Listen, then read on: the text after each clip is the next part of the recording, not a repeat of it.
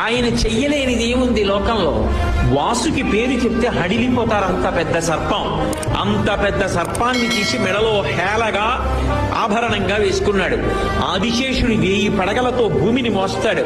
అటువంటి ఆదిశేషుడు ఎగిరి కాలిని పట్టుకుంటే పాదానికి అందెల అలంకారం చేసుకున్నాడు. ఆయన చెయ్యలేనిది ఏముంది లోకంలో? హాలాహలాన్ని చూసి అందరూ భయపడిపోతుంటే ఆయన దగ్గరికి వెళ్లి బ్రతిమాలేరు.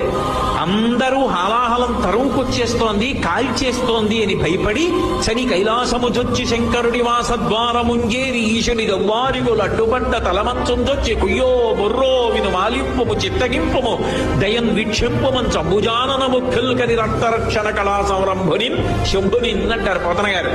వెళ్లి కైలాసానికి శంకరా నువ్వు తప్ప మమ్మల్ని ఎవరు కాపాడతారు, స్వామి రక్షించన్నారు అనేటప్పటికి బయటికి వచ్చి హాలాహలాన్ని దేవతల కోసం పుచ్చుకున్నాడు.